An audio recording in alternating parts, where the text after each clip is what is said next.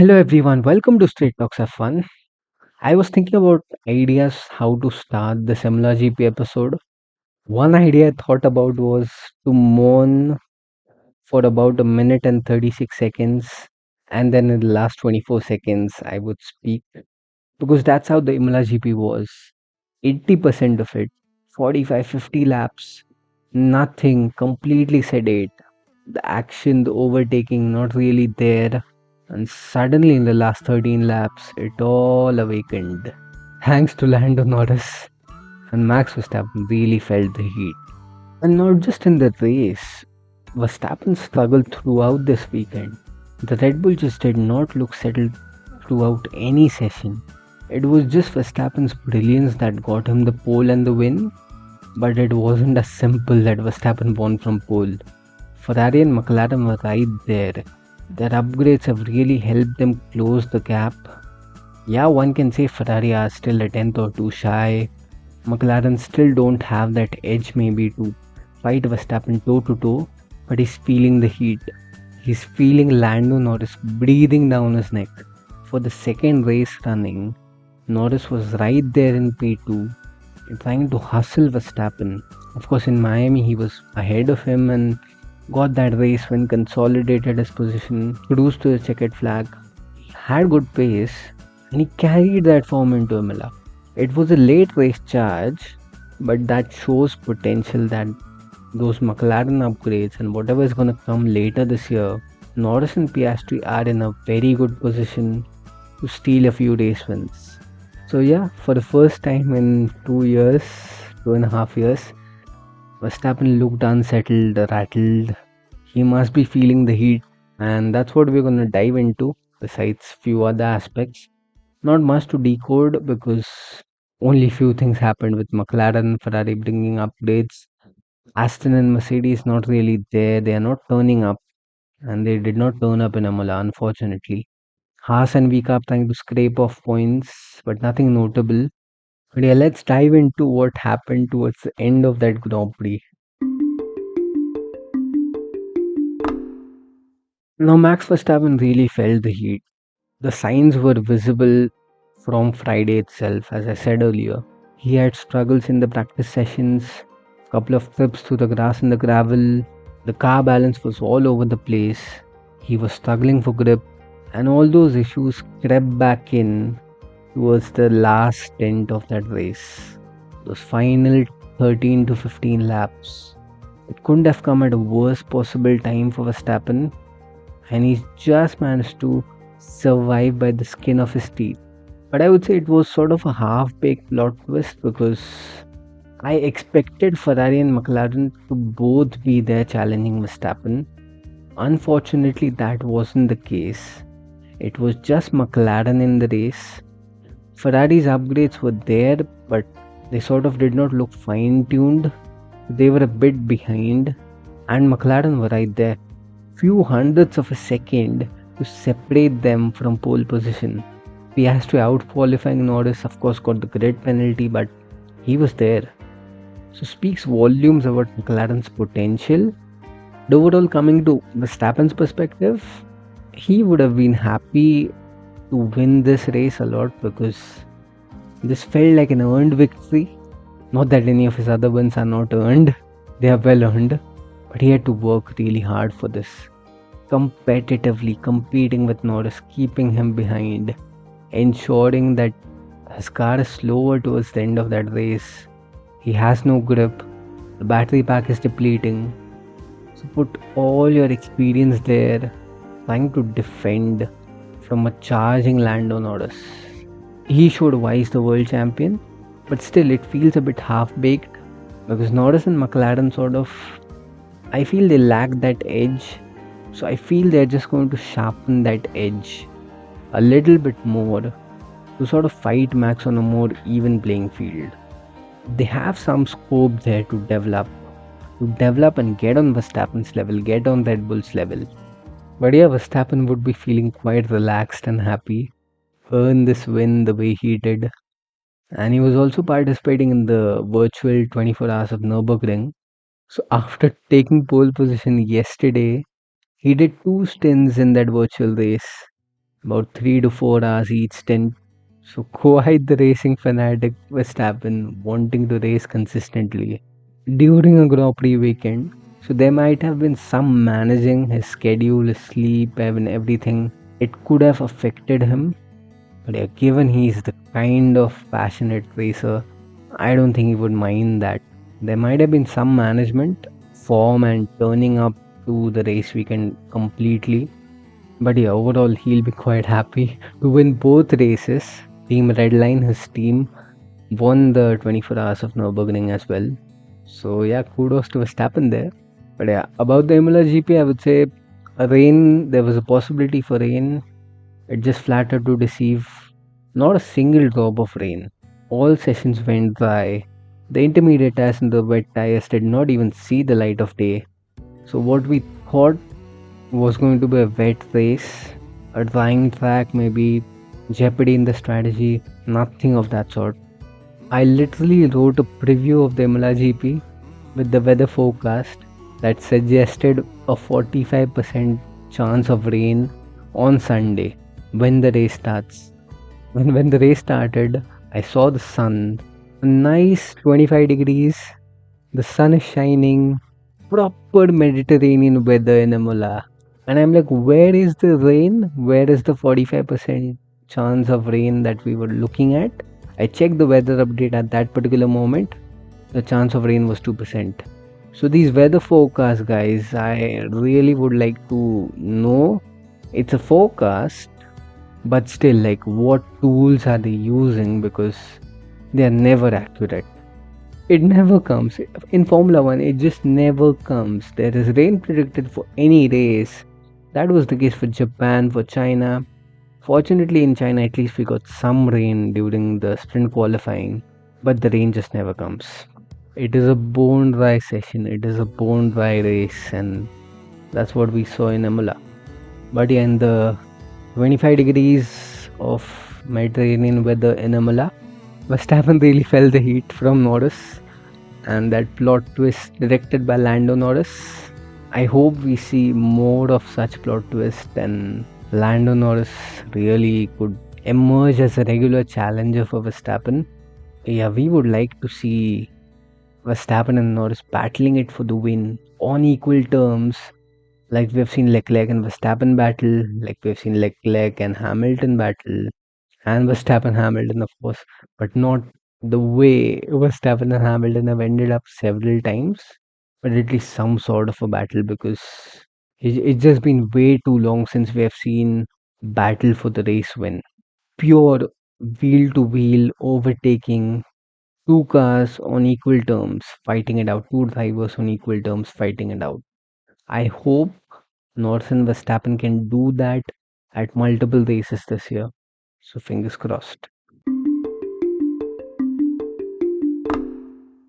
Now about Lando Norris, he's got a taste for the blood and he wants more of it. Winning finally in Miami has just opened up his urge for winning even more. It was there. I'm not saying that he never had the urge for winning. Obviously, after losing Russia, his urge to win has grown immensely year on year, race after race.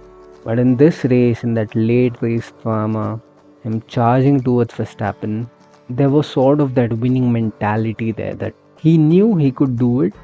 So he went on the attack, he went on the prowl. He smelled the blood that Verstappen is vulnerable and he was ready to pounce on it. And he tried his best to get that gap from 5 seconds, 4 seconds to 0.7 seconds. He said, had it been a lap or two more, he could have got him. Almost he could have got him. So that's a change in mentality for sure. After you win one race, after what 110 races he's done, and finally to break that duck, I think it has opened up a new phase of Norris's mentality, a new phase where Norris would be a different driver than he has been in the 5 years so far. And he wasn't there in the mix for 75-80% of the race. He was 6-7 seconds behind, lost a lot in the opening stint, but in the second stint he saved his tires, and that was good stuff from McLaren. They told him to save the tires and that was good stuff. At one point, Norris was complaining that where is my pace? He did not have any pace compared to what Leclerc was doing, what Piastri was doing, what Verstappen was doing behind, and he sort of felt like he's falling back. And at one point, Leclerc looked like he could make a play for that second place, but then he had a moment, and then Norris just went away with it. His engineer said to him that the others are using more of their tires, and that's the reason his pace was a bit down relative to others at that particular moment, and it paid off in the long term. So I think he will also understand to play the long game rather than trying to push at that particular moment itself. So this race will help Norris a lot to understand to just bide his time and pounce at the right time. Once good fortune starts coming, you get the rub of the green on your side, then sort of things start to fall into place. The tricky situations that were going against you will go in your favor, and I think Norris is reaching that level now. So yeah, really, really happy for him. And for McLaren, the upgrades, as I said earlier, they seem to have honed in now. Even Piastri had the upgrades and he was looking racy. Had he not got that penalty, it could have been a really good race for him. The podium was definitely on the cards for Piastri. But yeah, the grid penalty, 3 place for impeding Kevin Magnussen, it really plagued him. But let's see if he can continue that form, and if McLaren can look to polish and fine tune their car further, Verstappen has got something to worry about, especially Lando Norris. Like Imola would have been a half-baked plot twist, but I wouldn't be surprised if when we go to Monaco next week or later in the season when we go to Silverstone, Austria, Canada, wherever, I wouldn't be surprised Norris absolutely outpacing Max Verstappen like he did in Miami. So let's see, good days ahead for Norris and McLaren.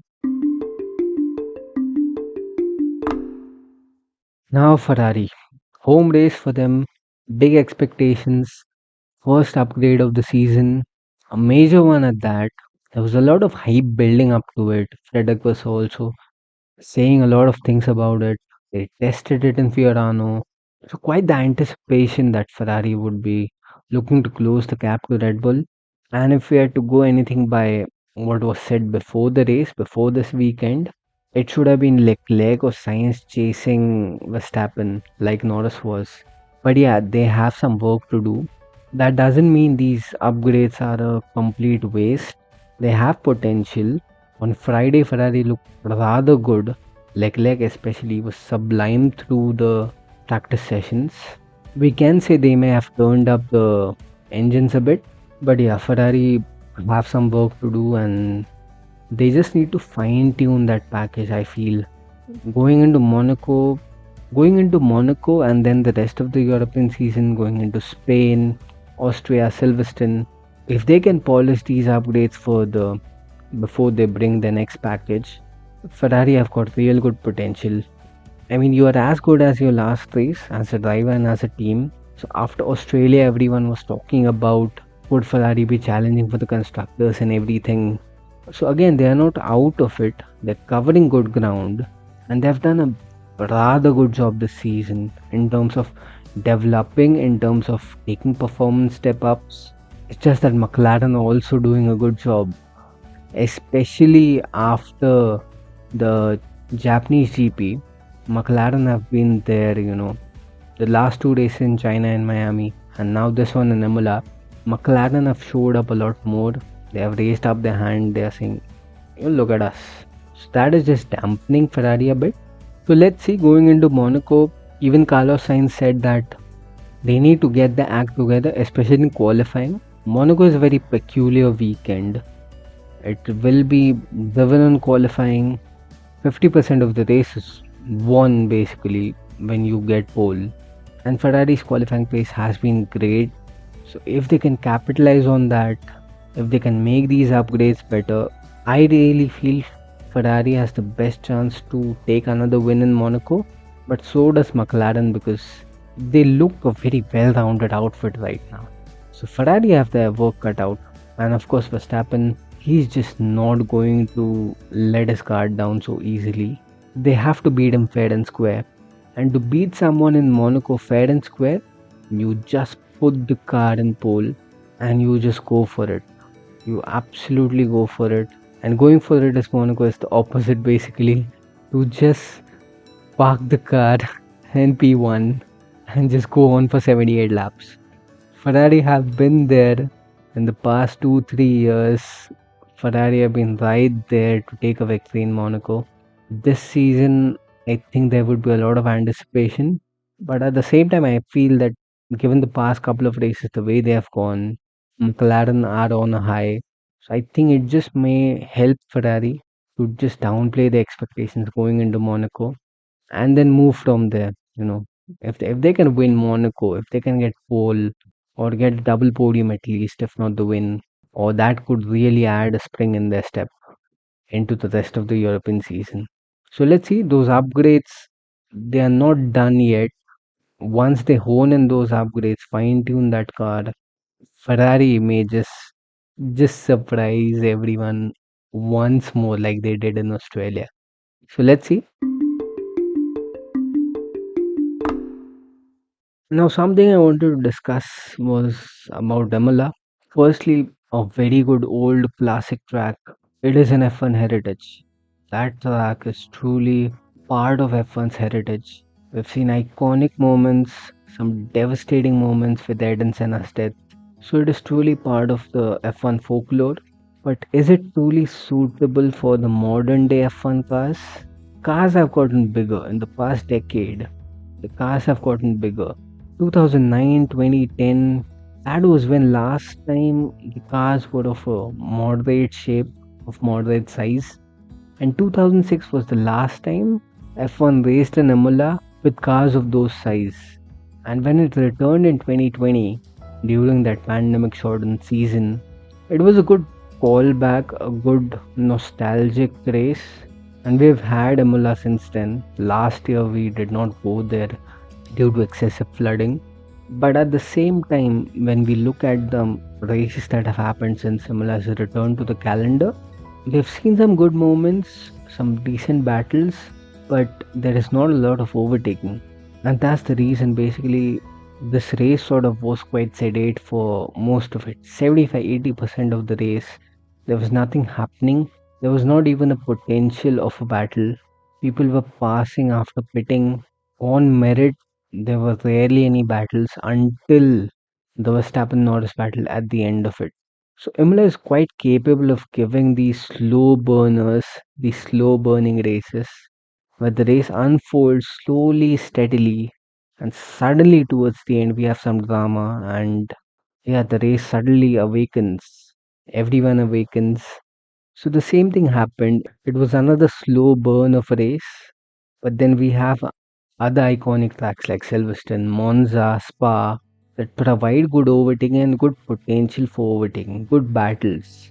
Imola being narrow and there's grass and gravel, and the modern day F1 cars being of the big size that they are, it's just quite difficult to pass. Alonso spoke about it, Perez spoke about it, everyone who basically bossed up their qualifying spoke about it. But yeah, if you do not qualify high enough, your race weekend is basically done. It's not really easy to pass on this track. The corners, the track layout is absolutely beautiful from a driving perspective. Going through Tosa, through Peratella, through Aqua Minerali, it's a challenge. It is a challenge from a driving perspective, but from a racing perspective, when drivers want to battle, it's quite difficult for the modern day F1 cars. 2005, 2006, when Alonso battled with Schumacher, the cars were quite smaller than what we have today. So that's something F1 would just want to think about, that if they want to have a heritage track or a fan favorite track, would they want to consider something like Hockenheim or Istanbul maybe? Istanbul is a great track, a purpose-built circuit that provides good racing, provides great racing. The overtaking is great. The corners are iconic. The turn 8, the W section at the end of it. I feel Formula 1 can consider this change maybe. Maybe keep Imola, but keep it as a rotating circuit rather than keeping it permanent fixture on the calendar. There are multiple races coming in on the calendar. They want to fit street races. There's Madrid coming. That talks about another race in the US. God knows how that's gonna happen. But when we have all these new tracks coming in, Miami, Vegas, several races in the Middle East, Jeddah, they can look to maybe rotate the tracks every alternate year, get these classics, retain these classics, try to get Istanbul, Hockenheim, Sepang maybe, and at the same time also look to have these street circuit races because some of these tracks are rather good. Baku is a great modern day street circuit, even Vegas for that matter. For all the slack that it has got, the race last year was quite spectacular. If they can deliver it year on year, fair enough. But there are some tracks like Qatar, even Bahrain for that matter, this year was quite sedate. So you can consider this idea to maybe rotate the tracks so that particular track is not completely off the calendar, and at the same time they can look to mix things up with these kind of tracks like Imola or even Monaco for that matter, where passing is sort of difficult. I would even mention Suzuka here because passing is difficult in Suzuka. Not a lot of overtaking happens. It's a narrow track, grass and gravel, not really for the modern day F1 car. They can look to shuffle these up and maybe have them in alternate years. So I don't think that's going to happen, but those were my thoughts about Imola as a track for the modern day F1 car. So yeah, that was about Imola GP. That's a wrap on it. And before that, of course, Ayrton Senna's 30th death anniversary this year on the 1st of May, and it was quite the memorable weekend for him. Sebastian Vettel coming to the track, having a tribute run with all the drivers and all the stakeholders there, Senna Forever shirts. It was a beautiful scene. It was such a touching scene to see all the drivers getting together. Just lovely to watch that. And Vettel coming back to the paddock is always an event. He's already been to the paddock now for two races this year, Japan and now Imola. And he even drove the 1993 McLaren, so that was quite a spectacle there. In terms of his return, as much as I would love to see Sebastian Vettel back in F1, I realistically don't see a chance of that happening. From what I saw of him this weekend, I don't think he's in any mood or form to wanting to come back to F1. He's tested with Porsche for their WEC program, so there might be a possibility that he may drive the hypercar next year, not this year at Le Mans, but next year. Maybe a full season, who knows, maybe a few races or just Le Mans. But yeah, I really think that Vettel could go to the 24 hours of Le Mans. That's more likely than him returning to F1 in any shape or form. He may continue visiting the paddock, continue visiting several races, but I don't think he's going to come back as a driver. Even though there are rumors about him being considered for the Mercedes seat, but I don't think he's going to come back because he's done that. He's helped the midfield team like Aston Martin to get where they are right now. Aston won't have that spring in their step last year getting all those podiums if it wasn't for Vettel. They know that, everyone else knows that. And as much as Toto Wolff would love a driver like Vettel, he knows Vettel is a short term option.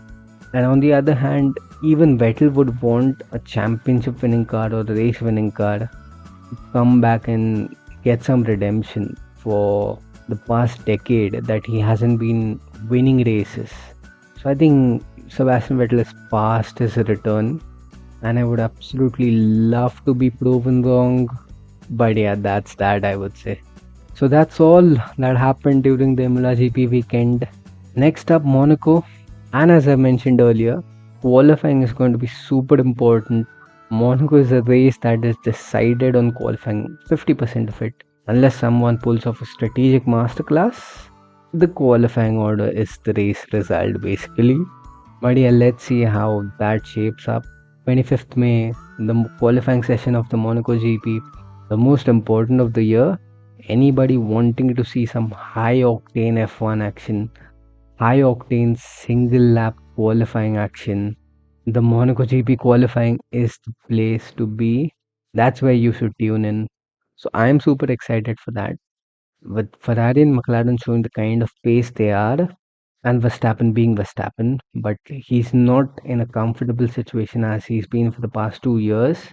So the Monaco pole could be decided by the skin of the teeth. Who knows? But I hope Monaco delivers. But unless we get and unless we see some action, see some cars in the principality, nothing can be said. Let's see, maybe a Fernando Alonso pole position. But yeah, that should be that should be quite fun. So that's all from my end this week. Arigato and stay tuned until next time.